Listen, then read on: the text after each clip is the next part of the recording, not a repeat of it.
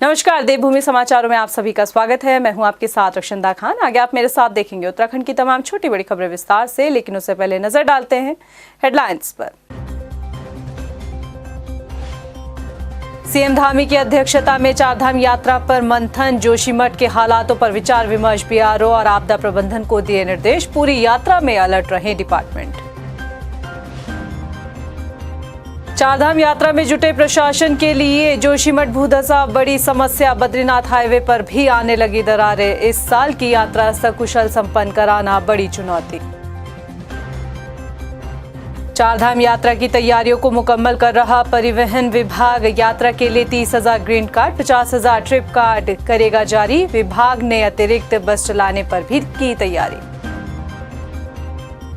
और प्रदेश की सड़कों पर कांग्रेस का प्रदर्शन। एक तरफ मंत्री गणेश जोशी तो दूसरी तरफ युवाओं पर हुए लाठीचार्ज का विरोध। यूथ कांग्रेस का सीएम आवास के पास हल्ला बोल। हेडलाइंस के बाद बुलेटिन में खबरें विस्तार से। और बात सबसे पहले करते हैं बड़ी खबर की। उत्तराखंड में एक तरफ चारधाम यात्रा शुरू होने वाली है तो दूसरी तरफ जोशीमठ भूधसाव की ताज़ा घटनाएं परेशान करने वाली है। ऐसे में अप्रैल से शुरू होने वाली चारधाम यात्रा को सकुशल संपन्न कराना सरकार के लिए बड़ी चुनौती होने वाली है। ये चुनौती इसलिए भी बड़ी हो जाती है क्योंकि बद्रीनाथ दर्शन करने वाले यात्रियों की संख्या सबसे अधिक होती है और इसी बद्रीनाथ हाईवे पर भूधसाव के चलते गड्ढे दिखाई दे रहे हैं। ये रिपोर्ट देखिए। उत्तराखंड में आगामी चारधाम यात्रा को लेकर शासन ने तैयारियां तेज कर दी है। बद्रीनाथ और केदारनाथ धाम के कपाट खुलने की तिथि भी तय हो चुकी है। इस बार ऑनलाइन रजिस्ट्रेशन 2 महीने पहले शुरू किया जा चुका है, मगर इन सब व्यवस्थाओं और तैयारियों के बीच भी सरकारी मशीनरी की मुश्किलें खत्म नहीं हुई हैं। दरअसल जोशीमठ में भूधसाव के कारण अब बद्रीनाथ हाईवे पर कई जगहों पर नई दरारें देखी जा रही हैं। हाईवे पर 10 किलोमीटर के क्षेत्र में ये दरारें हैं। ऐसे में नई दरारें जहां मुश्किलें बढ़ा रही हैं तो वहीं बद्रीनाथ आने वाले यात्रियों को भी परेशानियों का सामना करना पड़ सकता है। हालांकि सरकार लगातार जोशीमठ और आगामी चारधाम यात्रा को लेकर समीक्षा कर रही है। कैबिनेट मंत्री प्रेमचंद अग्रवाल का कहना है कि जोशीमठ के कारण चारधाम यात्रा प्रभावित न हो, इसको लेकर रोड मैप तैयार किया जा रहा है। देखिए, आप जानते हैं जो जोशीमठ की समस्या हमारे सामने आई थी, लेकिन जिस प्रकार से हमारी एजेंसीज ने रिपोर्ट्स दी हैं वो हमारे यहाँ सेंटर में गई है। अब हमारे राज्य सरकार के पास जिस प्रकार से वो आएगी और उसके बाद फिर हम उसमें जो भी हमें जिस प्रकार से सुझाव या सलाह दी जाएगी उसके अकॉर्डिंग हम काम करेंगे।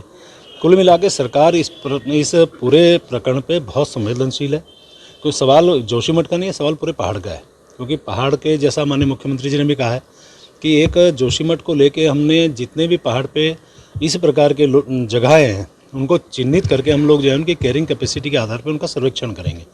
तो हम जोशीमठ को भी और पूरे अन्य स्थानों में जिस प्रकार की ऐसी समस्या आएंगे उस पर पूरा तरह से मॉनिटरिंग कर रहे हैं।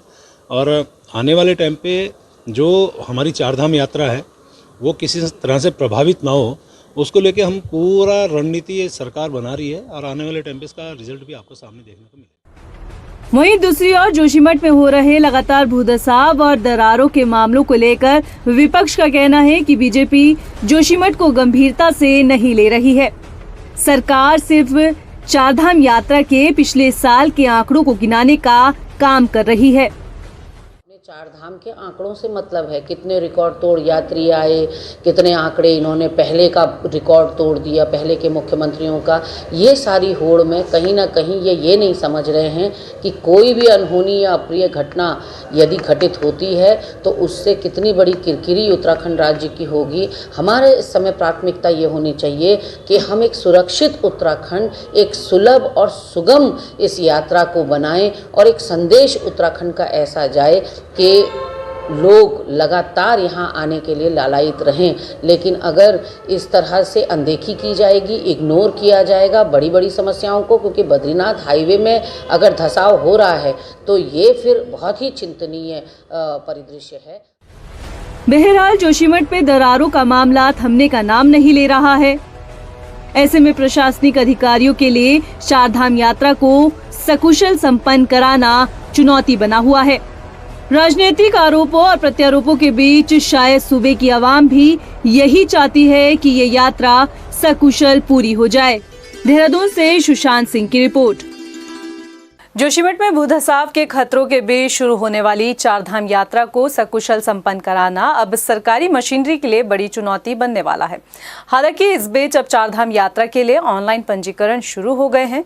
उत्तराखंड में चारधामों के दर्शन के लिए आने वाले श्रद्धालु कैसे यात्रा के लिए अपना पंजीकरण करा सकते हैं, आइए आपको अपनी इस रिपोर्ट में समझाते हैं।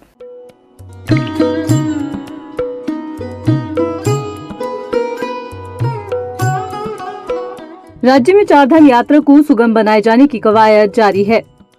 इस साल वक्त से पहले चारधाम में आने वाले यात्रियों के लिए पर्यटन विभाग ने ऑनलाइन पंजीकरण की व्यवस्था शुरू कर दी है। पर्यटन विभाग ने फिलहाल के लिए बद्रीनाथ और केदारनाथ धाम के लिए पंजीकरण की सेवा शुरू की है। गंगोत्री और यमुनोत्री धाम के कपाट खुलने की तारीख के औपचारिक ऐलान के बाद गंगोत्री और यमुनोत्री धाम में आने वाले श्रद्धालुओं के लिए ऑनलाइन पंजीकरण सेवा शुरू हो जाएगी। चलिए ग्राफिक्स के जरिए आपको समझाते हैं कि श्रद्धालु कैसे ऑनलाइन पंजीकरण कराएं। पर्यटन विभाग ने आपकी सहूलियत के लिए 3 व्यवस्था बनाई है। आप पर्यटन विभाग की वेबसाइट registration.touristcare.uk.gov.in पर लॉगिन कर सकते हैं। साथ ही आप व्हाट्सएप और टोल फ्री नंबर के जरिए भी सुविधा का लाभ उठा सकते हैं। ऑनलाइन पंजीकरण के लिए आपके पास जरूरी दस्तावेज होना भी अनिवार्य है। श्रद्धालु ऑनलाइन पंजीकरण के दौरान अपना आधार कार्ड, पासपोर्ट साइज फोटो और सही मोबाइल नंबर अपने पास रखें। उम्मीद है कि आप पर्यटन विभाग की इस सेवा का आसानी से लाभ उठा सकेंगे। देहरादून से ब्यूरो रिपोर्ट। मुख्यमंत्री पुष्कर सिंह धामी ने चारधाम यात्रा की तैयारियों पर सभी विभाग के साथ समीक्षा बैठक की, जिसमें कई विभाग जो है वो शामिल हुए। बैठक में शामिल हुए बीआरओ और आपदा प्रबंधन को जोशीमठ के हालातों को देखते हुए जरूरी दिशा निर्देश दिए गए हैं। जानकारी है कि बैठक में ये फैसला लिया गया है कि बीआरओ की टीम 24 घंटे जोशीमठ में तैनात रहेगी। साथ ही पूरी यात्रा के दौरान आपदा कंट्रोल रूम बनाया जाएगा, जो खतरे को भांपकर सुरक्षा व्यवस्था को मजबूत करेगा। मुख्य सचिव एसएस संधू ने बताया कि राज्य सरकार की प्राथमिकता है कि वह उत्तराखंड में आने वाले श्रद्धालुओं की यात्रा को सरल और सुगम बनाने के साथ ही बेहतर सुविधा उपलब्ध कराए। इस बार भी आप जानते हैं कि 2 साल बाद यात्रा हुई थी और बहुत बड़ी संख्या में यात्री आए थे, और इस बार भी पूरा अनुमान है कि पिछले साल से भी ज़्यादा श्रद्धालु यात्री आएंगे। इसलिए हमें अच्छी यात्रा की तैयारी की ज़रूरत है और उसमें कई नई व्यवस्थाएं की गई हैं। रजिस्ट्रेशन अभी खोल दिया गया है और रजिस्ट्रेशन कंपलसरी कर दिया गया है। मेरी तरफ से सभी राज्यों के मुख्य सचिवों को पत्र भी लिखा गया है कि वो भी अपने प्रदेश में प्रचार प्रसार कर दें, ताकि सभी जो यात्री हैं आने वाले उनको समय से पता चल जाए। और पर्यटन विभाग भी हर प्रदेश में वहाँ की भाषा में एडवर्टीजमेंट देगा अखबारों में, ताकि वहाँ के लोगों को पता चल सके कि रजिस्ट्रेशन ज़रूरी है। उसका मंशा यही है कि एक दिन में बहुत ज़्यादा लोग ना आएँ, सभी दिनों में बट के लोग आएँ, ताकि कोई ज़्यादा भीड़ इकट्ठी ना हो, स्टैम्पीड जैसी स्थिति उत्पन्न ना हो। रजिस्ट्रेशन के मुताबिक जितना नंबर है वो लोग आएँ, और उतने नंबर में आएंगे तो उनको दर्शन भी अच्छी तरह होंगे और सभी की सेफ्टी और सुरक्षा का भी ध्यान रखा जाएगा। चारधाम यात्रा के मद्देनजर परिवहन विभाग अपनी तैयारियों को मुकम्मल कर रहा है। परिवहन मंत्री चंदन राम दास ने बताया कि इस बार करीब 30,000 ग्रीन कार्ड, करीब 50,000 ट्रिप कार्ड और सभी गाड़ियों का फिटनेस कराया जाएगा। इस बार रोडवेज भी 100 अतिरिक्त बसें लगाएगा। एक 350 अतिरिक्त बसों की व्यवस्था की जा रही है। चालकों और परिचालकों का परीक्षण कराया जा रहा है। बाहरी राज्य से आने वाले कमर्शियल वाहनों पर ग्रीन सेस टैक्स लगाया जाएगा। इसके लिए एक ऐप भी बनाई जाएगी। इस बार चारधाम यात्रा को सुव्यवस्थित, निष्कंटक और ऐतिहासिक बनाने के लिए सभी विभागों के साथ साथ जो महत्वपूर्ण भूमिका परिवहन विभाग निभा रहा है, इस बार हम लगभग 30,000 ग्रीन कार्ड, लगभग 50,000 ट्रिप कार्ड और सभी गाड़ियों का हम फिटनेस कराएंगे।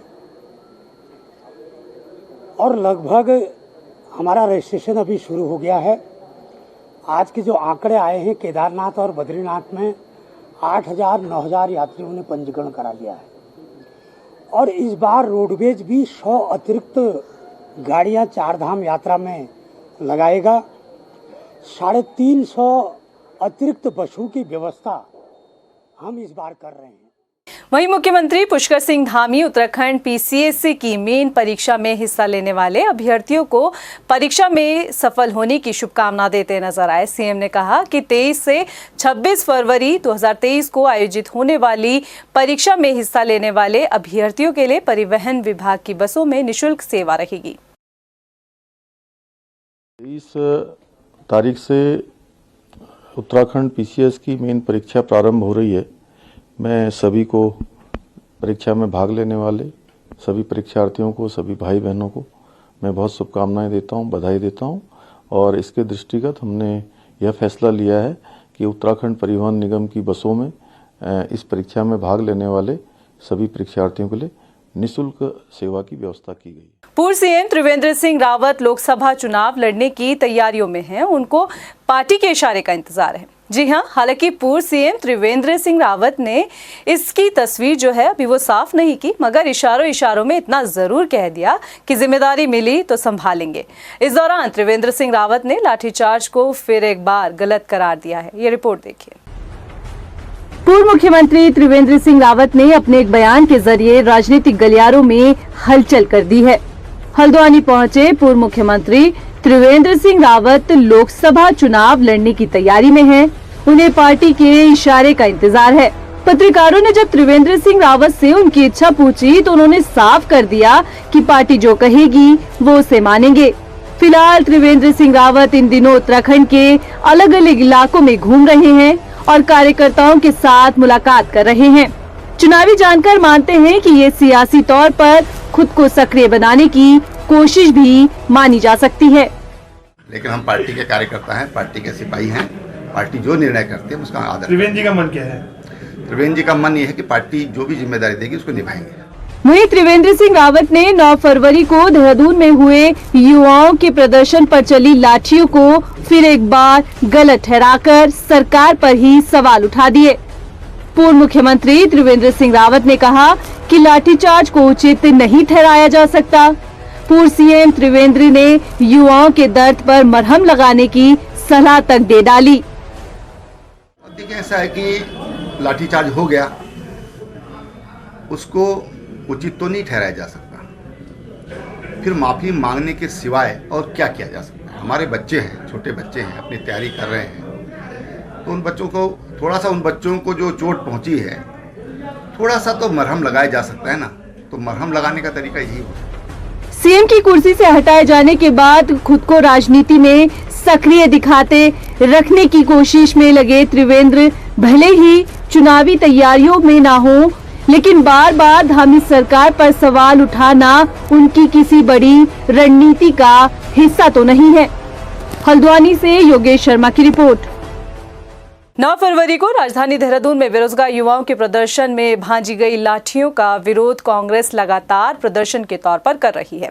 एक हफ्ते सचिवालय और पुलिस मुख्यालय के कूच के बाद मंगलवार को बड़ी संख्या में यूथ कांग्रेसियों ने सीएम आवास का घेराव किया। सीएम आवास के घेराव से पहले कांग्रेसियों ने प्रदेश मुख्यालय में एक सभा का आयोजन किया, जिसमें प्रदेश के दिग्गज नेता शामिल हुए। प्रदर्शन कर रहे यूथ कांग्रेस का कहना है कि वे सरकार से पेपर लीक मामले में सीबीआई जांच चाहते हैं। पहले जांच फिर हो परीक्षा। युवा सरकार से ये कहते हैं कि पटवारी पेपर लीक हुआ है। जिस संदीप चतुर्वेदी को आपने दोषी करार करके जेल भेजा है, उसी संदीप चतुर्वेदी की देखरेख में 2 जुलाई को पीसीएस मेंस का पेपर जो है बन गया था, उसके देखरेख में उसे रखा गया है। तो पहले पीसीएस का नया पेपर बने, पहले सारे जो भ्रष्टाचार है उसकी सीबीआई जांच हो जाए, उसके बाद परीक्षाएं हो जाएं। इस मांग को लेकर प्रदेश में युवा लामबंद था, आंदोलन कर रहा था। सरकार ने लाठीचार्ज कर उन युवाओं पर जो अत्याचार अत्याचार किया है और उसके बाद 307 जैसे जो गंभीर धाराओं में उन पे मुकदमे लिखे गए, तो पूरे प्रदेश में इसमें आक्रोश है। पूरा प्रदेश की जनता चाहती है कि पहले सीबीआई जांच हो, फिर परीक्षा हो। तो सरकार किस ताकत को बचाने के लिए सीबीआई जांच से भाग रही है? मंगलवार को कांग्रेसियों ने मंत्री गणेश जोशी के खिलाफ हल्ला बोल किया। कांग्रेसियों ने मंत्री गणेश जोशी के अभद्र बयानों पर नाराजगी जाहिर की है। मंत्री गणेश जोशी का पुतला भी दहन किया गया है। मुख्यमंत्री पुष्कर सिंह धामी से गणेश जोशी को मंत्रिमंडल से बर्खास्त करने की मांग की गई। प्रदर्शन में शामिल हुए कांग्रेस के प्रदेश अध्यक्ष करण मारा ने कहा कि प्रदेश के मुख्यमंत्री को अपने मंत्रियों की जुबान पर लगाम लगाना चाहिए। उन्होंने कहा कि सस्ती लोकप्रियता के लिए मंत्री गणेश जोशी इस तरह के बयान देते हैं। आपको बता दें कि इससे पहले मंत्री गणेश जोशी ने पूर्व प्रधानमंत्री राजीव गांधी और इंदिरा गांधी पर भी टिप्पणी की थी। मुख्यमंत्री जी को अपने मंत्रियों की जबान पे काबू करना चाहिए। पहले घोड़े वाले मामले में पॉपुलर हुए, उसके बाद इंदिरा जी और राजीव जी की शहादत पे इन्होंने अनाप शनाप अनर्गल बयानबाजी की, और आज कांग्रेस पे जिसने आधुनिक भारत का निर्माण किया, नवरत्न कंपनियों को स्टैब्लिश किया, जिसने IIMs, AIIMS, engineering college, medical college, hotel management के इंस्टीट्यूट्स और बड़े बड़े संस्थानों का गठन किया, उस कांग्रेस के बारे में इस तरीके के अपशब्द वही कह सकता है जिसकी मानसिकता जैसी हो। और जो वक्तव्य उन्होंने दिया है वो उसको शोभा नहीं देता। इसकी जितनी भी निंदा की जाए उतनी कम है। और मुझे लगता है गणेश जोशी को विवादित बयान देने की आदत पड़ गई है, और मुझे लगता है गणेश जोशी जी का मानसिक संतुलन ठीक नहीं है, उन्हें अपना इलाज कराना चाहिए। हल्द्वानी में भी कांग्रेस कार्यकर्ताओं ने कैबिनेट मंत्री गणेश जोशी का पुतला दहन किया। प्रदर्शन कर रहे कांग्रेसियों ने मंत्री गणेश जोशी के इस्तीफे की मांग की। कांग्रेसियों का कहना है कि मंत्री को इस तरह के बयान देना शोभा नहीं देता। उन्होंने सीएम से मंत्री गणेश जोशी को मंत्रिमंडल से बर्खास्त करने के लिए कहा। गणेश जोशी का पुतला हमने इससे पहले भी फूंका था, और गणेश जोशी जी जो हैं कि अपनी जो बयानबाजी है उससे बाज नहीं आ रहे हैं। इनके संस्कार, इनका चरित्र ही लगता है कि कुछ इस तरीके का है कि जो नकारात्मक बातें करके जो समाज में उन्माद फैलाने का काम करते हैं। और जिस तरीके से आज गणेश जोशी ने हमारे कांग्रेस पार्टी के लिए जो अभद्र भाषा का प्रयोग किया है, उनको पता होना चाहिए ये कांग्रेस पार्टी वो कांग्रेस पार्टी है जिन्होंने इस देश को आज़ाद कराने में जिनके लोगों ने बलिदान दिया है, स्वतंत्रता सेनानियों की ये पार्टी रही है। और आज उसको इस तरीके के अपशब्द कहना, गणेश जोशी को थोड़ी सी शर्म आनी चाहिए। और इतने बड़े पद में बैठे हुए हैं, तो मैं चाहूँगा कि धामी जी इनसे तुरंत अपना इस्तीफा मांगे, अन्यथा जिसे कहते हैं कि जो ये मंत्री हैं इनका जगह जगह पर ऐसा ही विरोध किया जाएगा। हल्द्वानी में विकास प्राधिकरण ने बड़ी कार्रवाई की। विकास प्राधिकरण की टीम ने मुख्य बाजार के पास मौजूद मटर गली में अवैध दुकानों के निर्माण को ध्वस्त किया। सिटी मजिस्ट्रेट ऋचा सिंह के नेतृत्व में प्राधिकरण की टीम ने व्यायामशाला की जमीन पर अवैध तरीके से बनाई गई 8 दुकानों पर कार्रवाई की। आप मौके पे देख रहे हैं, ये स्थान एक व्यायामशाला का था। 2017-18 में एक जनहित याचिका दायर हुई मंगत राम बनाम सरकार, और उसके बाद इसमें प्राधिकरण ने अपने यहाँ से जब कार्रवाई करने के उपरांत प्राधिकरण ने सील और उसके बाद ध्वस्तीकरण की कार्रवाई करी है। और इन लोगों को समय दिया था कि इसको ध्वस्त कर लो, इन लोगों के द्वारा इसको ध्वस्त नहीं किया गया था, इसलिए आज इस अवैध रूप से बनी दुकानों का ध्वस्तीकरण किया जा रहा है। दिनेशपुर नगर पंचायत और पुलिस प्रशासन की टीम ने दिनेशपुर नगर क्षेत्र में अतिक्रमण को हटाए जाने पर संयुक्त कार्रवाई की। इस दौरान नगर क्षेत्र में अफरा तफरी का माहौल देखने को मिला। जैसे जैसे अतिक्रमण हटाने वाली टीम आगे बढ़ रही थी, यानी कि नेताजी सुभाष चंद्र बोस चौक की तरफ बढ़ी, तो दुकानदारों ने अपना सामान खुद ही अंदर कर लिया। देखिए, हम हर बार इन लोगों को एक वार्निंग देते हैं और हर बार कहते हैं कि आप खुद से हटा लीजिए, लेकिन इस बार ये है कि हम स्थायी रूप से हटा रहे हैं और साथ ही इनका चालान भी कर रहे हैं। और ये हमारी ये जो ये अभियान है ये कंटिन्यू चलेगा जब तक कि ये प्रॉपर तरीके से समाप्त नहीं हो जाता अतिक्रमण। रामनगर के पिरुमदारा के पास एक गुलदार का शव मिलने से हड़कंप मच गया। गुलदार की मौत किसी अज्ञात वाहन की टक्कर से होना बताई जा रही है। वन प्रभाग के मुताबिक ये एक मादा वयस्क गुलदार है। विभाग ने शव को कब्जे में लेकर पोस्टमार्टम के लिए भिजवाया है। ये हल्द्वा जो अहमदपुर और वहाँ अम्पानी मोटर मार्ग है, ये गांव का सकनपुर गांव के पास, तो वहाँ किसी अज्ञात वाहन से टक्कर से इसकी मृत्यु हुई प्रतीत हो रही है। और बाकी ये वयस्क मादा है, उम्र का भी वो नहीं हुआ, वयस्क है मादा। बनबसा थाना पुलिस और एसओजी की टीम ने संयुक्त कार्रवाई करते हुए स्मैक तस्कर को गिरफ्तार किया है। आरोपी के पास से पुलिस को 260 ग्राम स्मैक मिली, जिसकी कीमत तकरीबन 50 लाख बताई गई। पुलिस ने बताया कि पुलिस की गिरफ्त में आए इस आरोपी के खिलाफ और भी कई थानों में मुकदमे दर्ज है। का या एक तरह से कहते तराई का एक कुख्यात स्मैक तस्कर है चमकोर उर्फ चमकी, उसको हमने आज लगभग 260 ग्राम स्मैक जो की कीमत लगभग 50 लाख के आसपास है, उसके साथ में आज इसको हमने गिरफ्तार किया है। ये पहले से भी इसके ऊपर 15-16 करीब इसके ऊपर मुकदमे अभी तक हमारी जानकारी में है आया है। ये हिस्ट्री शीटर भी है और हमारे जनपद का इनामी मुलजिम भी है। ये मेरा मानना है कि ये सबसे कुख्यात तस्कर था इस एरिया का, तो मेरा मानना है कि इससे कुछ अंकुश तो लगना चाहिए, कुछ लगेगा। और साथ साथ में इसने अभी पूछताछ में कुछ और भी राज हमें बताए, कुछ और भी बातें हमें बताई है जो अभी मैं मीडिया के सामने तो सार्वजनिक नहीं कर सकता। अभी के लिए फिलहाल इतना ही, मुझे दे इजाजत, लेकिन चलते चलते नजर डालते हैं हेडलाइंस पर। नमस्कार। सीएम धामी की अध्यक्षता में चारधाम यात्रा पर मंथन, जोशीमठ के हालातों पर विचार विमर्श, बीआरओ और आपदा प्रबंधन को दिए निर्देश, पूरी यात्रा में अलर्ट रहे डिपार्टमेंट। चारधाम यात्रा में जुटे प्रशासन के लिए जोशीमठ भूधसा बड़ी समस्या, बद्रीनाथ हाईवे पर भी आने लगी दरारें, इस साल की यात्रा सकुशल संपन्न कराना बड़ी चुनौती। चारधाम यात्रा की तैयारियों को मुकम्मल कर रहा परिवहन विभाग, यात्रा के लिए 30,000 ग्रीन कार्ड, 50,000 ट्रिप कार्ड करेगा जारी, विभाग ने अतिरिक्त बस चलाने पर भी की तैयारी। और प्रदेश की सड़कों पर कांग्रेस का प्रदर्शन, एक तरफ मंत्री गणेश जोशी तो दूसरी तरफ युवाओं पर हुए लाठीचार्ज का विरोध, यूथ कांग्रेस का सीएम आवास के पास हल्ला बोल।